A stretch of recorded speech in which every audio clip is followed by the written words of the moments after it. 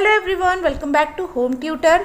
आज के इस वीडियो में हम करने वाले हैं कक्षा 9 के हिंदी विषय के गद्य खंड के पाठ 1 का प्रश्न अभ्यास।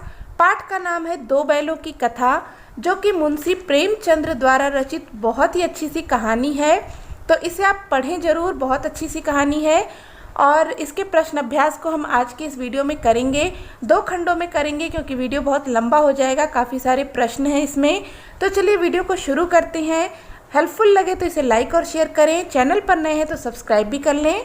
तो पहला प्रश्न है, कांजी हाउस में कैद पशुओं की हाजिरी क्यों ली जाती होगी? उत्तर है, कांजी हाउस में दूसरों की फसलों को नुकसान पहुंचाने वाले आवारा पशुओं को बंद करके रखा जाता था।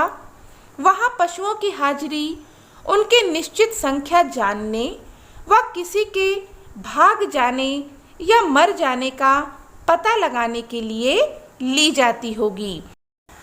कांजी हाउस एक प्रकार से पशुओं की जेल होती थी, जहाँ पर आवारा पशुओं को बंद करके रखते थे और उनकी निरंतर हाजिरी ली जाती थी हर रोज़, जिससे कि वहाँ का जो मालिक है उसे पता चले कि कोई पशु भाग तो नहीं गया या किसी की मृत्यु तो नहीं हो गई। अगला प्रश्न है, छोटी बच्ची को बैलों के प्रति प्रेम क्यों उमड़ आया? उत्तर है, छोटी बच्ची की सौतेली माँ उसे बहुत मारती थी। ठीक वैसे ही गया भी हीरा और मोती को मारता था। छोटी बच्ची को इन दोनों बैलों की स्थिति अपने जैसी दिखी, इसलिए बच्ची के मन में बैलों के प्रति प्रेम उमड़ आया। अगला प्रश्न है, कहानी में बैलों के माध्यम से कौन कौन से नीति विषयक मूल्य उभर आए हैं? उत्तर है, कहानी में बैलों के माध्यम से निम्नलिखित नीति विषयक मूल्य उभारे गए हैं। पहला है, आज़ादी के लिए संघर्ष करना पड़ता है। दूसरा है, अधिक सीधापन तथा अधिक सहनशीलता मूर्खता है। तीसरा है, विपत्ति में पड़े मित्र को अकेला नहीं छोड़ना चाहिए।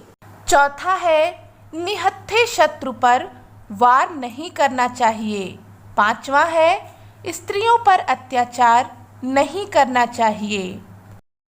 अगला प्रश्न है, प्रस्तुत कहानी में प्रेमचंद्र ने गधे के किन स्वभावगत विशेषताओं के आधार पर उसके प्रति रूढ़ अर्थ मूर्ख का प्रयोग न कर किस नए अर्थ की ओर संकेत किया है? उत्तर है, दुनिया का सबसे बुद्धिहीन प्राणी गधा माना गया है। यदि किसी व्यक्ति विशेष को मूर्ख बताना है तो उसे गधा कह देते हैं। गधा यानी मूर्ख, सब यही कहते हैं, परंतु प्रेमचंद्र ने इसे सही नहीं माना है, क्योंकि गधा अपने सीधेपन व सहनशीलता के कारण किसी को भी हानि नहीं पहुंचाता। गाय, कुत्ता जैसे जानवर भी क्रोध कर देते हैं और लोगों को हानि पहुंचाते हैं, परंतु गधा कभी ऐसा नहीं करता। गुणों के विषय में वह ऋषि मुनियों के बराबर है। अगला प्रश्न है, किन घटनाओं से पता चलता है कि हीरा और मोती में गहरी दोस्ती थी?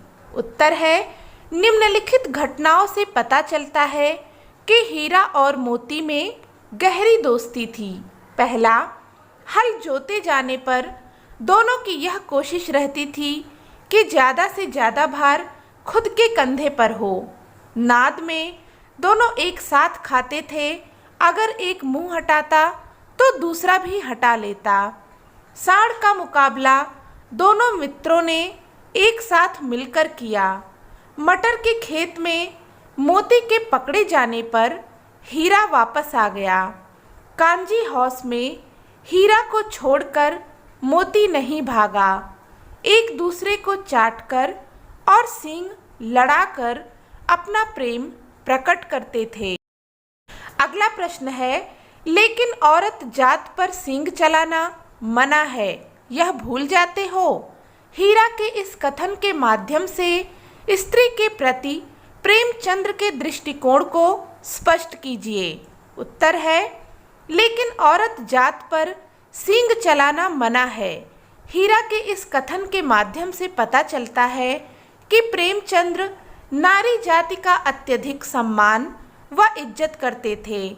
नारी त्याग, दया, ममता, सहनशीलता का जीता जागता उदाहरण है। जब पशु भी नारी जाति का सम्मान कर सकते हैं तो मनुष्य को भी नारी जाति का सम्मान करना चाहिए।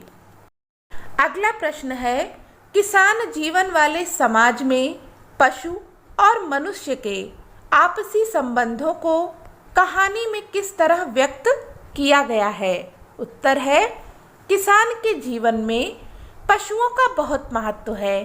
उसके सभी काम पशुओं द्वारा ही पूर्ण होते हैं। किसान अपने पशुओं को परिवार का हिस्सा मानता है और उन्हें बहुत प्रेम करता है। पशु भी किसान से बहुत लगाव रखते हैं। इस पाठ में झूरी और उसके दोनों बैल एक दूसरे से बहुत प्रेम करते हैं। रिश्तेदारी में भेजे जाने पर वे दोनों झूरी के पास वापस आ जाते हैं। इस प्रकार किसान और उसके पशुओं में बहुत घनिष्ठ संबंध होता है। अगला प्रश्न है, इतना तो हो ही गया कि 9-10 प्राणियों की जान बच गई। मोती के इस कथन के आलोक से उसकी विशेषताएं बताइए। उत्तर है, मोती के इस कथन से उसके चरित्र की निम्नलिखित विशेषताएं उभर कर सामने आती हैं। पहला, वह बहुत क्रोधी स्वभाव का है। अन्याय होता देखकर उसका खून खौल उठता है। दूसरा, वह हृदय से दयालु है। कांजी हौस की दीवार टूटने पर पहले सभी जानवरों को वहां से भगाता है। तीसरा, वह स्वार्थी नहीं है। कांजी हौस में वह हीरा को छोड़कर नहीं भागा।